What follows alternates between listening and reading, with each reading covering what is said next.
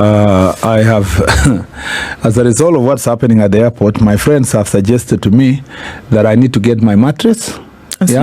And in the evening I go sleep next to the generator until the next morning. Somebody saying that a generator is something you just plug in and plug out. Let me say this first of all. The problems we see at the airport are systemic of poor investment that we didn't put in place for many years. Our airport has suffered immense neglect. When 2013, when we came to office again under Jubilee administration, I say we because I was part of that administration. Soon thereafter, I think end of 2013, there was a fire that burned the part of the airport, and so a lot of concentration went to restoring the airport, and a great job was done by President Uhuru's administration to bring back an airport in a very short time. You know, it wasn't an easy thing to do. And then, of course, a reconstruction was done. You have a tent that is there to, you know, and then the Terminal 1A was reconstructed and so forth. As a result of the same, a lot of attention went to that direction, restoring the airport to be in the situation it is. What I still want to understand is that there is a problem when it comes to human resource at the airport. There is a feeling that, you know, many people there many people of certain stature don't want to work at the airport. When we came to office, of the deputies, the GMs at the airport, of the 11 GMs, 5 were acting. Okay, and most of them have with an advanced age. When you go with the department that's called engineering, that is critical for these generators issues. You have very thin support in terms of the staff below it. When I arrived, there was frequent blackouts, and now I see many people don't want to remember that the frequent blackouts in Eldoret Airport, and the planes were not taking off sometimes because runway lights. Forget about this blackout in JKIA, which was only at the terminal itself. Runway lights were failing in Eldoret. So, and then we had all these maintenance problems across the country. So the first thing I did was to tell the KA first we appointed a new board. And the new board, we told them to look at the human resource and see that nobody will be acting at critical position. You have an acting procurement, you have an acting legal, you have an acting engineering, and you have another acting person there, I think strategy or something. Now you have people acting all over the airport. No, you have acting security because the term had ended. And these are critical positions at the airport. Then you look at critically below them, there is a problem. So the first thing the board did, understand the problem. Number 2, advertise. They advertised for various positions, you know, at the airport. And as a result of that advertisement, the process of getting experts to come in has been ongoing. Already we are done with procurement. We are done with finance. Yes, the other position was finance, which was acting. We are now interviewing next week engineering, the department that the gentleman who offered to leave at that point in time had left. When I had a candid discussion with the former MD, he told me that the sabotage in the institution was too much, that he was unable to continue dealing with the problems they had with human resource administration across the place. He was just Who was sabotaging him? So the MD had been there. His term was coming to an end, and he told me to be able to wade through. He was very candid. I will not be able to say everything because he spoke to me in confidence that, you know, the whole place, there were a number of people who are not doing their job. People are not pulling their weight. People are not willing to do their job. In fact, he was not getting support from interagencies, different agencies within the airport and so forth. So what I did, I told him, what can we do? He told me he has no problem if he can take an early exit from the position. And I thought that was a good opportunity for us now to fill in. So the gentleman which was in charge of engineering and the one in charge of airport did an early exit. When I went and asked, because we looked at each other with the MD and asked him, these generators have been here for 2 years, procured 2 years ago. How come cannot be installed? I was told, you know, it was procured by a company which was a sole proprietorship. The sole proprietor died, blah, blah, blah, blah. We could not install the, you know, all those kind of reasons that you are given. So when he left, When he left now, we started the process of installing the generators. Okay. Yeah, 2 generators. We installed the generators. I was given an assurance that it had been synchronized. You know what it means to, I know you are all not engineers, but that the synchronization process had been done for automatic switch over. When switch over, when as soon as the electricity goes off. Yes. And in the first, that was August. A month ago, we had a blackout. Yeah, and during that blackout, the generator did not kick in. Okay. The explanation I was given is that the synchronization was not successful, and that the process. Remember, Eric, I see some people, and it is very, it's very disheartening, by the way, to see some people out there behaving like they know what generator we are talking about. You pull the and I think they think that you just go and switch it. People just propagate their ignorance out there. There's a whole that's why you need an electrical engineer at a very high level to work on this process, is because there's a process that goes through what load of power comes to the generator. Yes. Can the generator be able to carry that burden, and and all, and so forth and so forth. Anyway, the electricity kicked in within 20 minutes. Remember, the August one took about 2 hours. Yes. This one took 20 minutes. Yeah. Then they said they sorted. The technical committee of the board went in. They tested the whole week and all so on and so forth and so forth. This time round, it took another almost 30 minutes. But although not fully dark, it would come in, go off. They say between a good one should take about 5 seconds. Okay. Now, for the good of the country also, because the story has been propagated that there was a blackout everywhere. The problem we're having at JKIA is Terminal 1A and Terminal 1E. The runway, the control tower, and the Terminal 1B, the terminal these are the terminals within the airport, were not affected. So the question you ask yourself, why are the other terminals working and this one did not? Is because they have dedicated generators to those particular terminals. There is what we call primary generator, which is the first one to kick in, and there's a secondary generator. Now, the primary generators are dedicated to those two terminals. So we had to have a honest conversation recently. And a number of information that was trickling in is that people think that, one, the generators are not of the capacity that was promised to be. Yeah, on the face of it, it's like you buy a car. Do they meet the yes, exactly. That they may not meet the specs. Number two, that the technicians who are manning the generators are not trained to support to do the switching. Like our friend thought, he thinks that it's a switch that is done like this. There's a knowledge that goes to it. Number three is that we think also that the synchronization process was not done the way it was done. So a testing is ongoing by experts that have come from KenGen, KPLC, and the report will be completed today. Why it was important to involve the DCI is because also some people suspected that these 3 failures were deliberate. It was not as a result of not knowing, but it's deliberate. Why? Something is because we are carrying out massive changes in the airport itself.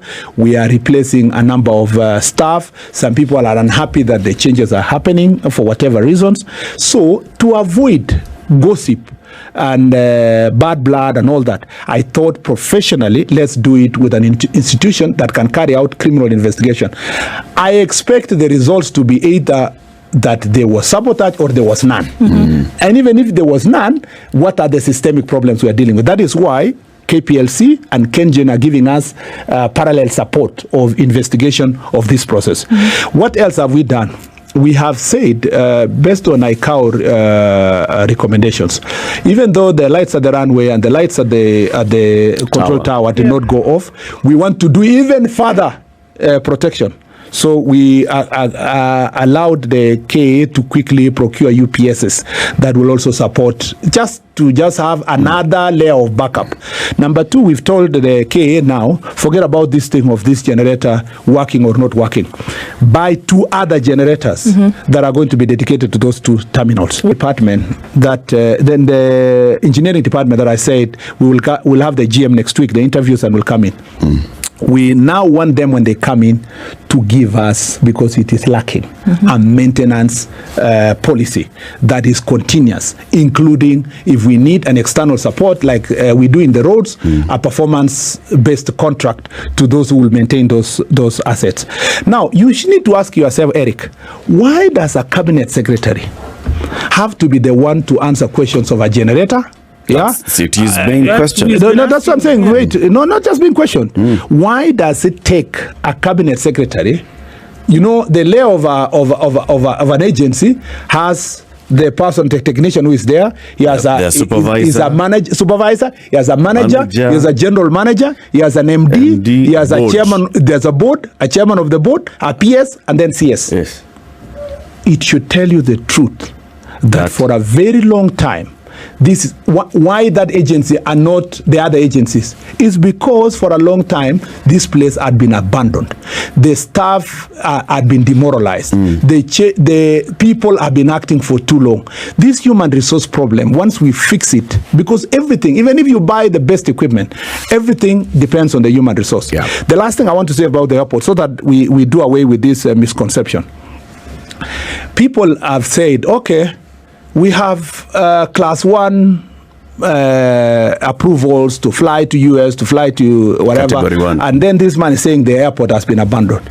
The good news is that the government, the previous administration, concentrated on those areas that allow us to continue flying to those destinations.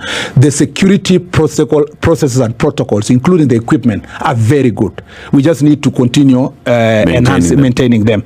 Our airport is one of the safest because of the collaboration we have with the security department in terms of protection of the airport. Of course, we have had incidences here of drugs, of what, once in a while, it is sent to other countries. But just like any other airport in the world, you have those challenges. But that part of our airport is excellent. And you must give credit to previous administration for focusing on that. In fact, we want to improve on the scanners at the entrance so that we make sure that it works well. The last thing, some people have misconstrued my argument that there was a sabotage and applied it to KPLC. CS Davis Chirchir, and I speak here out of collective response. I'm not the kind of a cabinet secretary who runs away or blames a colleague or another department. CS Davis Chirchir, both at the cabinet and at the press conference, explained to us why we are in the situation we are in. Because we, in 2013, again, this is a problem that came with our success. In 2013, the government agreed that we want to change the ways of connecting people to power. We increased the power connectivity from 2 million people to 9 million in the country without improving on the transmission, the infrastructure transmission. Pro-generation is doing well. Power, KPLC is doing well. In fact, I wonder why KPLC took the burden this time. Because the problem failed at the transmission level. Yes, exactly. We never put money in the transmission. We've not put money. In fact, it's the only area that we don't have PPP contracts. Davis Chirchir himself, having been a cabinet secretary in the previous administration, had signed a contract for this Bomet-Narok line that you had him talking about. And for some reason, after he exited, we just sat there, we forgot about it until the facility ended. And thankfully, he has pushed for another facility that now, yesterday, he briefed the cabinet, and the president has also briefed the nation that we have now procured a resource that is going to upgrade the grid, the line. And I'm glad also that he has got the ability to have the PPPs in the Traco line. So people are asking us, why is it in this administration that we have blackouts and we didn't have many blackouts before? It's because the transmission infrastructure is not there, the generation is higher, the transmission is low, and the consumption is high. So you have to invest in this middle one of the transmission to make sure that you solve the problem. So we need now to invest more on the transmission to make sure that we deal with this issue of power blackouts. The explanation given by CS Chirchir that more power has been loaded to the grid. Yeah, and so there is more power that was on board in the last 1 year to the grid, and therefore the grid must be able to have the capacity to support that power, evacuation of that power. I want to ask you. I've decided that I carry the entire problem of power blackout because of JKIA, the entire thing. That is the reason why there is something called collective responsibility. If Kipchumba doesn't carry, the government can also still carry anyway, and we must give an explanation. I came to seeing what I saw is that there was sabotage. And that's why I took a step to tell the DCI, the IG, to get the DCI to do his investigation. Meanwhile, we are also doing technical investigation that involves engineering and engineers. In fact, the Institute of Engineers have also offered to participate on a free auditing of the infrastructure at the airport. And we are going to use, the good thing is that, Eric, out of these systemic problems at the beginning of this administration, we have an opportunity to make a lasting change in what is going to happen at the airport. And I have told people, and I will continue saying this, I am confident that the systems and the administrative procedures we put in place in terms of hiring new people, in terms of investment, is going to make JKIA one of the best airports. You are mixing up, and I don't want the public to get confused. We bring the river to the coast, and particularly when the airport, as far as the airport is concerned. The task force that I established is looking at entire infrastructure of the 3 airports, and I'm now going to make sure that they do it for the remaining airstrips across the country to make sure that we have proper infrastructure in place. It's an audit of the infrastructure. Number 2, the task force I formed is not new. It's not people who are going to be paid salary and allowances who are from outside. It is chaired by Engineer Walter Ogola, who is the chair of the technical committee of the board in KA. The reason why we wanted to continue is because he had already started a good job and he was updating me. I needed them to get further support from other departments of government, like as you said earlier, public works and other places. So we seconded those people to help them so that we do one clear audit. Remember, the reason why we put that task force was because of the leaking roof. We realized that the infrastructure, and as I told you, the task force has established that we need to work on our drainage here. The task force has also recommended already that we need to urgently procure a contractor to save the airport in Mombasa, which is it's caving in with some erosion happening at one side of the in one side of the airport. All these reports have been put in place so that we sort out problems that have sat with us for many years, so that we don't become reactionary. I didn't want it. The reason why we put the task force in place is that we have a roadmap of what we are going to do, what we are going to do in 2 years, in 3 years, in 10 years, whatever period of time in terms of the infrastructure. And as I told you, one of the proposals they are making is that we must have a proper working maintenance policy that includes who does what is done at what period, what is being outsourced, what is done internally. So that task force does its job. The question of DCI is just basically to establish that the processes we are putting in place are not being sabotaged. I remember that we are still working on getting our security for the airport itself, for internally being sorted. But we also want to make sure that we get, remember the police are still part of the management of the airport. We have a unit that deals with that process. Those ones provide security in the airport. But when it comes to the investigation, and they give us information that can lead to investigation. So the investigation that is going to happen is just to clear that we are not having acts of sabotage in that line. And if it may be positive, it may be that there is no act of sabotage. The engineers who are coming to place will also still support the investigation process by the DCI, because these are technical people who can give information. What is the capacity of the generator? Is it the real, when tested, is it the real capacity of the generator that was procured? What was the process of synchronization? Who are the people who are doing the synchronization and so forth? So we just need to stop at nothing. We need to stop at nothing until we make sure that our airport is back on course. Question. First of all, for the confidence of everybody, we are not bringing in any other task force. We are completing next week the process of getting the general manager in charge of engineering. And I've told the board they must go out of their way to get the most qualified person to take up that responsibility. Thereafter, the board itself and the management will put in place a maintenance policy that will make sure that we maintain not just JKIA, but the entire country. The advertised positions of about 150 to 200 staff that we advertised recently, including those who are dealing with birds, which has become a menace for our aeroplanes at the airport and so forth, are going to be in place either between now and January. And all these positions will be filled to have human capacity to do the job. If these are things that 7 years people have been acting, there is somebody who's been acted for 10 years.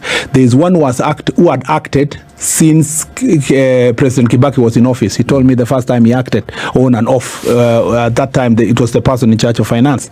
All those positions now, we are filling them so that we have the human resource that is going to do the job. Lastly, I want to say that a cabinet secretary is not supposed to definitely deal with this question of a generator here and so forth. But the impact of that generator failure is huge. It's huge. And therefore, you cannot sit in your office and say, let me do nothing about it and just get reports. I decided that I was going to dirty my hands, notwithstanding the misunderstanding out there from the public.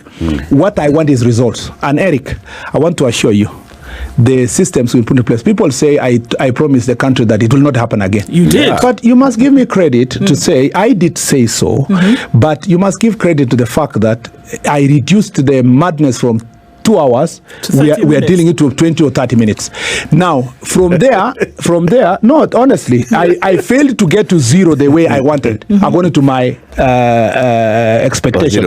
And no, Eric, please. And we underestimated the depth of the problem in terms of both human resource and appreciation of the challenges that we had in that department. But having walked down to that level, I can now comfortably say that learning from the problems that we have seen today, we should be able to move this to zero, that we are not going to have the same problem happen.